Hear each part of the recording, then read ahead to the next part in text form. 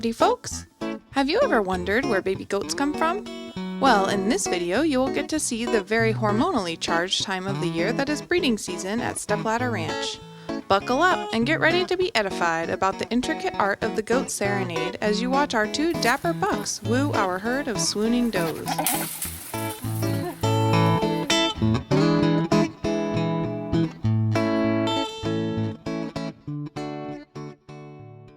Life at Stepladder Ranch follows a predictable ebb and flow through the year, with each changing season marking a new stage of cheese, fruit, and milk production. This is especially evident in the goat herd during fall, as we transition out of milking season and into the herd's breeding season. The beginning of this season is quite obvious to the goat handlers, as the goats' natural yearly cycles provide them with an influx of hormones that causes our generally docile does to fight amongst themselves as they vie for position within the herd and the right to flirt with the debonair bachelors. Generally, we keep 2 bucks on staff to do all the hard work of yearly speed dating that is breeding season, and we will usually trade our bucks with other goat farms every couple years to keep a diverse gene pool in our herd.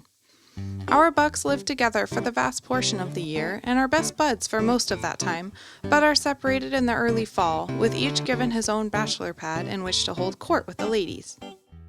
The breed of goat we keep at Stepladder is an American breed called the La Mancha goat, and the males sport the same characteristically tiny ears as the females. However, the males are quite a bit larger than the females, with a full-grown female usually weighing between 145 and 165 pounds, while the males can weigh anywhere from 185 all the way up to 225 pounds. They are also generally quite a bit more hairy than the females. While female La Manchas can have long, defined goatees and can sometimes even have a little extra length to their coat, their beards and fur are no match for the bucks. Luckily for the bucks, this extra length to their fur comes in handy during the breeding season, as they will use their luscious locks to accumulate a hardy layer of a hormonal cologne that they produce in fall. This pheromone bouquet is actually produced in the buck's urine, which the males then spray onto themselves in order to attract the does. As repellent as this may be to humans, the musky odor that is produced by the males is quite appealing to the does when they are in heat, which happens for just 2 to 3 days every 3 weeks and causes the does to stand fence side, flirting with one of the males. Flirting in goat world consists of the males using an odd combination of foot stomping, snorting, chattering, and tongue wagging to woo the ladies, while the females will stand by smelling his luxuriant coat and repeatedly wagging their tails, which is called flagging in the lingo of goat herders. Once one of our goat handlers has spotted a doe in heat, she will pull the doe aside for her goat date, which will be held one-on-one in the buck's bachelor pad. In this video, our doe Isabella gets a date with our buck Smooth Criminal, which was a pairing that was pre-arranged to prevent inbreeding based upon the lack of genetic similarities in the lineages of these two. As you can see, these two take a few minutes to flirt and circle each other, though usually the goat dates are relatively short affairs, with each rendezvous being less of a romantic candlelit dinner and more of a quick meet and greet.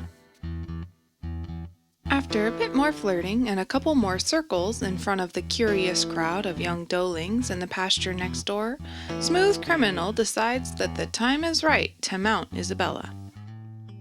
After breeding, Isabella may stay in heat for another day or 2 and will most likely get a follow-up date with Smooth Criminal the next day to ensure her pregnancy. However, she will not stay in the pen with him this entire time, so Isabella decides it's time to head back to her herd, leaving Smooth Criminal to patiently await his next date.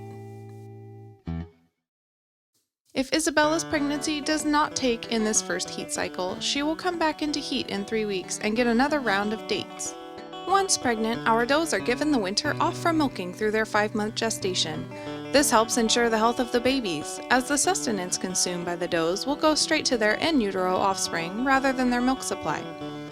We never know how many baby goats to expect, as the does often give birth to, or kid, multiple babies and can have anywhere from 1 to 5, with the average birth yielding 2 spry youth. Most of our does will deliver in March, so with more than 60 does expecting and over 100 babies on the way, we will be spending our winter months preparing for a new round of the springtime bustle of birthing season. Well, that's it for now. Thanks for tuning in to this illustration of the quirky courting behavior of our goats, and stay tuned for our spring updates, when our feed will be flooded with the adorable antics of a multitude of cavorting kids. Stay safe and healthy out there. Ciao.